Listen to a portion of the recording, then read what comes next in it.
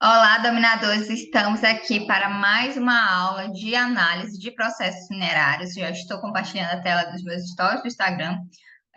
Estou gravando a aula na sexta, geralmente é na quinta, mas realmente ontem eu não consegui porque eu estava com algumas demandas prioritárias. Mas eu estou aqui para honrar o meu compromisso com vocês para detalharmos muito mais os processos que eu apresento nos stories. Vamos lá, o que a gente tem aqui nesse processo 1? Eu coloquei duas perguntas e eu vou passar logo aqui e a gente avalia os eventos do Cadastro Mineiro diretamente, que a visualização ficará melhor. A primeira pergunta foi: qual obrigação você identificou que não há registro de cumprimento na descrição dos eventos do processo minerário? Eu coloquei aqui algumas observações. Às vezes vocês vão olhar e não vão ver nenhuma obrigação que possivelmente não foi cumprida, mas tem uma obrigação específica que não foi cumprida aqui pelo titular. Dentre as opções, cumprimento de exigência, comunicado do início ou prorrogação da lavra, apresentação do relatório final de lavra, apresentação do plano de aproveitamento econômico, ou PAE, e a segunda pergunta, se um terceiro está interessado para extrair na área desse processo minerário, o que ele pode fazer? Ele pode negociar direto com o titular, requerer imediatamente a área, aguardar edital de disponibilidade que saia esse processo minerário, ou ele deve solicitar a anuência ANM. Então, aqui já estou no Cadastro Mineiro para mostrar para vocês os eventos. Esse processo, esses dois processos de hoje são processos de clientes meus, então eu não vou mostrar, não vou deixar disponível os números dos processos para vocês, mas como são casos que eu estou estudando um pouco melhor, acho interessante trazer isso aqui para a gente estudar um pouco mais, com um pouco mais de profundidade. Esse processo específico, hoje ele é uma concessão de lavra, vocês viram, não sei se vocês olharam pelos eventos, mas hoje ele já é uma concessão de lavra, mas começou com requerimento de pesquisa, teve a publicação do alvará de pesquisa, eu acho que é publicado para 2, 3 anos, eu não me lembro mais. Teve pagamento das taxas anuais por hectare, teve apresentação do relatório final de pesquisa positivo, esse relatório foi aprovado pelo DNPM na época, teve o requerimento de lavra, que foi lá em 1995, aqui, ó, protocolizado em 29/11 de 95. Aí, no meio do caminho, tiveram exigências publicadas, exigências cumpridas. Teve transferência do direito minerário, então, inicialmente era de uma empresa, hoje é de outra empresa. E lá em 2002, vou subir aqui um pouquinho para ver se dá para vocês verem sem mostrar muita coisa. Aqui em 2002, aqui em 2/7/2002 foi publicada a portaria de lavra. A portaria de concessão de lavra foi publicada para esse processo minerário. Na sequência, teve a emissão de posse, que foi requerida, deixa eu ver se consigo mostrar a data. Consigo, emissão de posse também foi em 2002. Lembrando que enquanto sai a concessão de lavra, a obrigação imediata é a emissão de posse. Tem até 90 dias para fazer esse procedimento após a publicação. Depois disso, até 6 meses é a segunda obrigação, até 6 meses o titular deveria ter apresentado um comunicado do início dos trabalhos de lavra ou prorrogação do início dos trabalhos de lavra. Então, aqui não tem registro desse comunicado, dessa prorrogação. Aí vocês podem falar assim, mas tem um documento diverso aqui protocolizado. Eu fui lá no portal da transparência olhar o que é esse documento. E ele não é referente à prorrogação do início do trabalho de lavra. Então, aqui ficou faltando para esse titular apresentar mesmo, comunicar se ele iniciou o trabalho de lavra ou não. Então, isso é suscetível a multa. Pensem, estamos em 2023. Deveria ter feito isso em 2000, acho que até em 2003, mais ou menos, que são 6 meses, foi publicado 7. Ele deveria ter feito isso até 17/1. Não, foi 2, não, peraí, 2/7, isso ele deveria ter feito até 2/1 de 2003, esse comunicado de início do trabalho de lavra ou prorrogação. Ele não fez, ou seja, ele não está lavrando. Como que eu cheguei a essa conclusão? Só contextualizando. Esse processo minerário específico, o superficiário está interessado em receber a participação dos resultados da lavra. Só que hoje essa área não está em produção. E como que eu sei? Porque a gente foi e requereu junto à ANM vistas do relatório anual de lavra. Então, a gente tem acesso ao relatório do ano 2022. E vocês sabem que relatório anual de lavra vem por CNPJ. Então, a gente teve acesso a todos os direitos minerários vinculados ao CNPJ dessa empresa. E a gente conseguiu ver quem que está em produção, quem que não está, e qual a média de receita dessa empresa hoje. Então, baseado nisso, eu consegui passar para eles uma avaliação bem detalhada sobre quanto que eles podem receber, ou então quanto que eles podem colocar num possível contrato de participação dos resultados da lavra, quanto em dinheiro mesmo, quanto em real, por tonelada vendida. E a gente sabe isso através desses dados, que se estiverem corretos lá, que foram declarados no relatório anual de lavra, faz sentido para o superficiário e também para o titular do direito minerário, porque a gente não pode pensar em participação dos resultados da lavra que beneficie só um dos lados, que beneficie só o superficiário, por exemplo, porque senão a extração fica inviável. Se o titular do direito minerário não tiver lucro, não faz sentido para ele operar naquela região. Então, tem que pensar no valor que seja benéfico para ambos. E o relatório anual de lavra, talvez num outro momento eu detalhe aqui com vocês mais como que a gente pode estudá-lo melhor, mas lá a gente consegue saber o volume de toneladas vendidas, consegue saber quanto em real foi o faturamento bruto, e daí a gente consegue chegar ao faturamento líquido também, porque tem desconto do que foi pago de CEFEM, dos impostos, como o ICMS, o PIS, COFINS, dá para a gente descontar também o custo da lavra. Então, a gente chega num valor já, de fato, do lucro do titular desse direito minerário, se a gente utilizar bem todas essas informações. Só fechando parênteses aqui, que era para contextualizar para vocês essa situação específica que vocês podem pensar fora da caixa mesmo e oferecer esse tipo de serviço para superficiários, por exemplo. Só voltando, às vezes podem ter se questionado aqui na pergunta anterior, Roberta, como é que eu sei se teve a apresentação do relatório anual de lavra ou não? No cadastro mineiro, a gente não consegue saber se de fato esse titular apresentou ou não o relatório anual de lavra, porque não fica nenhum evento registrado, a não ser que seja daqueles mais antigos que a gente ainda fazia o protocolo físico, mas não é o caso desse processo, porque em 2002 a gente já tinha o relatório anual de lavra eletrônico, então não tem como a gente saber, a não ser que a gente tenha acesso do titular mesmo, seja representante do titular e consiga entrar no sistema RAW e verificar todos os RAWs que foram enviados. Outra questão que vocês podem se perguntar aqui é sobre a apresentação do plano de aproveitamento econômico. O plano de aproveitamento econômico, ele entra, a gente apresenta ele na hora que a gente protocola o requerimento de lavra, porque o plano de aproveitamento econômico é um documento obrigatório, então ele já entrou aqui nessa situação. Agora, sobre a segunda pergunta, que é se um terceiro está interessado na área, o que ele pode fazer? A princípio aqui, esse processo está ok, está regularizado, a ANM nem multou o titular ainda por esse não comunicado do início dos trabalhos de lavra ou prorrogação do início dos trabalhos, ela não fez nada quanto a isso. E olhando o relatório anual de lavra, a justificativa que esse titular deu é que ele não tem autorização do superficiário, ele não conseguiu negociar com o superficiário e a licença ambiental dele está vencida desde, sei lá, muito tempo, 2006, eu acho. Então, é uma área que está parada há muito tempo e esse titular não, assim, não comunicou adequadamente a ANM, ele está comunicando no RAW, mas assim, a gente não tem um histórico de que em algum momento ele ainda não iniciou essa lavra, se a gente analisasse só aqui pelo Cadastro Mineiro. A gente pode ver também, eu também fiz essa pesquisa, vi o portal da Transparência Mineral para ver se tem registro de recolhimento de CEFEM ou não. Lá não tem nenhum registro, então mais um indício de que não há lavra nessa área. Então, se tem uma pessoa interessada, o que ela pode fazer? Aqui, até esqueci de comentar com vocês que foi protocolado, o plano de fechamento de mina foi protocolado em 1º de 12 de 2022, então aqui ele cumpriu essa obrigação direitinho de apresentação, de atualização do plano de fechamento de mina. Agora, vamos pensar no terceiro interessado nessa área. Chega com vocês, um cliente, e pergunta sobre essa área, o que pode ser feito e tudo mais. Bom, essa área, tirando esse pequeno detalhe que expliquei sobre o início do trabalho de lavra, ela está regular, continua sendo desse titular que é atual desse direito minerário. Então, não precisa aguardar, não vai haver um edital de disponibilidade nessa situação aqui. Então, não é via edital de disponibilidade.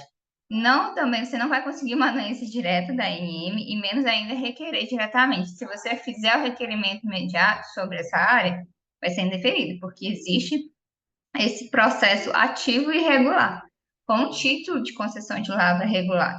Então, não tem muito o que fazer a não ser negociar com o titular da área atualmente. E aí, ver a melhor forma, fazer uma cessão parcial, fazer uma cessão total, fazer, se for o caso de uma cooperativa de garimpeiros, por exemplo, que queira extrair na área, o que ela pode fazer? Ela pode solicitar ao titular uma anuência e aí sim ela consegue fazer essa extração. A mesma coisa se a gente pensa em registro de extração, prefeituras, por exemplo, querem tirar uma areia dessa área, o que elas podem fazer? Pedir uma anuência do titular e também ir lá e fazer o requerimento de registro de extração. Então, essas são algumas possibilidades, dependendo da situação. Agora, vamos para o processo 2. Vou voltar aqui nos stories para a gente voltar nas perguntas. O processo 2 também é de um cliente, ele é um pouco extenso, vamos analisar os eventos no cadastro mineiro mesmo.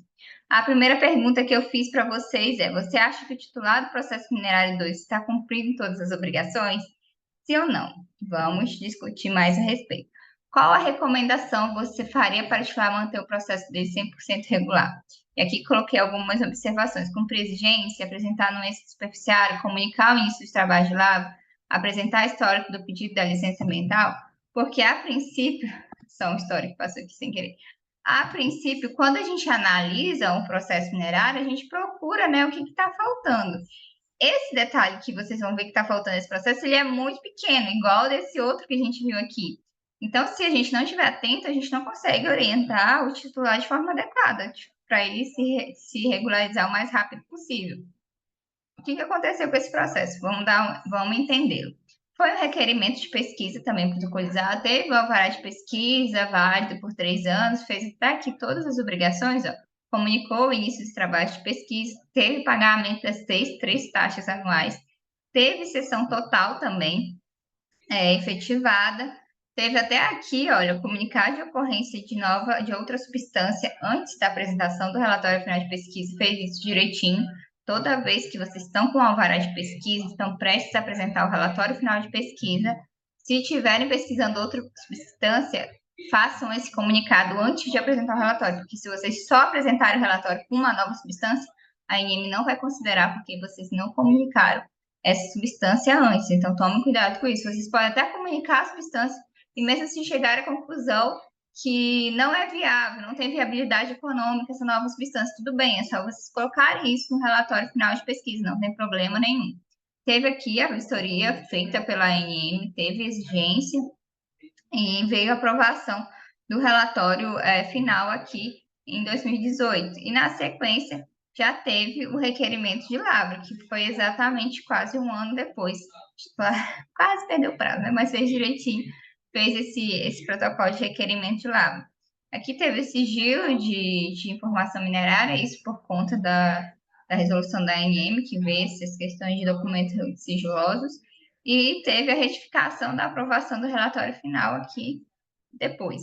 Já apresentou o relatório de lavra, o requerimento de lavra, e aí a ANM veio e retificou o relatório final de pesquisa. Então, nesse caso, o que está faltando aqui nesse processo minerário? Ele está totalmente regular? A princípio, olhando assim, né? Cumpriu todos os prazos e tudo mais. Mas não, está faltando o titular fazer uma coisa. Para ficar 100% mesmo, ele deveria estar comunicando como está o andamento do pedido de licença ambiental no órgão ambiental competente, porque isso está previsto lá no Decreto 9.406 de 2018, no Regulamento do Código de Mineração, que o titular deve apresentar a cada 6 meses o status, o histórico do pedido de licença ambiental no órgão ambiental, ou deve apresentar a própria licença ambiental. Ele não fez nenhum nem outro aqui. Então, a ANM pode, em algum momento, se despertar para isso. E, geralmente, o que ela faz primeiro é uma exigência. Vai pedir para ele se manifestar quanto à licença ambiental, porque é como se ele tivesse sentado lá na área, que até agora não fez, não apresentou. Desde 2018, ele requereu a lavra e não apresentou a licença ambiental e não apresentou nenhuma satisfação sobre a licença ambiental. Então, o ideal é que ele faça isso a cada 6 meses, para deixar 100% regular mesmo o processo minerário dele. Agora, sobre processos minerários de análise, acabamos aqui. O que eu queria trazer com vocês, outro assunto que foi discussão no grupo, é sobre corredor. Quando a gente pensa, o que é o corredor, né? Quando a gente pensa num requerimento de pesquisa, você está fazendo ele lá via REPEN, com a área livre e tudo mais, qualquer tipo de requerimento, na verdade, vocês têm que tomar cuidado com polígonos interligados por corredor. O que é isso? Quando vocês têm duas áreas, vamos supor, eu tenho uma poligonal aqui, outra bem do lado, e eu quero interligar essas duas poligonais, e eu faço o quê? Eu faço uma tirinha interligando as duas poligonais. Isso é um corredor. Nesse caso, deveria fazer uma área e fazer outra área aqui, fazer dois pedidos diferentes. E o que a NM faz nessas situações de corredor? Ela indefere, igual vocês estão vendo aqui, isso aqui é um formulário de requerimento de pesquisa. Ela vai e indefere por esse motivo, porque isso é uma previsão de um parecer número 200 de 2015. Então, a ANM vai lá e indefere quando quando essa questão de corredor, porque ou ela indefere ou ela faz a exigência para você escolher uma das duas áreas. E uma delas vai para disponibilidade. Então, o melhor é você evitar essa questão mesmo de corredor, que esse estudo todo é feito pelo controle de áreas. Mas, assim, é bem relativo, às vezes as pessoas, elas requerem, né, a área um pouco maior e esperam a própria INM fazer a redução. Aqui a gente tem um risco também, porque a INM quer mais ficar dando esse trabalho. Então, ela tem deferido muita coisa, às vezes até de forma errada, por interferência total. Então, assim, a gente está meio que pisando em ovos mesmo, porque a gente está todo tempo sem muito direcionamento de como o técnico vai interpretar a situação. Nesse caso que eu falei da interferência total, nem estava interferindo totalmente nada, era só assim, era uma poligonal que foi desenhada e dos dois outros lados, ao redor dela, na verdade, tinham outras poligonais. Então, se estava pegando, era muito pouca coisa, era coisa de milímetros, assim. E eles se indeferiram por interferência total. É claro que é um caso que é passível de ganhar o pedido de reconsideração e tudo mais, mas é uma dor de cabeça. Tá lá, a gente está tentando fazer a ANM analisar esse pedido já tem mais de 2 meses. Não fui eu que fiz o requerimento, para deixar aqui bem claro, mas eu fiz o pedido de reconsideração. Então, assim, são esses absurdos que a gente tem visto hoje, só para vocês tomarem cuidado para a gente, para não cair nesse tipo de coisa e ter um requerimento indeferido por bobagem. Teve questão também da anotação de responsabilidade técnica. O que pode acontecer quando vocês apresentam um número de RT que ainda está em rascunho? Pode vir uma exigência que a ANM solicite a anotação de responsabilidade técnica válida se ela verificar nesse meio tempo que ainda não foi liberada a RT. Porque a RT, gente, só voltando aqui, ó, peguei esse processo, esse exemplo de formulário de análise de requerimento de pesquisa, a RT é documento obrigatório. Então, ela estaria aqui, ó, comprovante original. Esse específico, esse aqui eu não sei se foi via REPEN, deixa eu ver a data dele. Foi via REPEN, foi 2023. Eu acho, tá? Que foi via REPEN. Às vezes não foi, não olhei todo o processo, mas acho que sim. Não, acho que não foi via REPEN, porque aqui tá falando de geologia regional e tal, parece de disponibilidade. Mas em 2023 a gente não teve nenhum protocolo de. Não, isso aqui deve ter sido REPEN. Estou só refletindo aqui junto com vocês, pensando nas datas, né?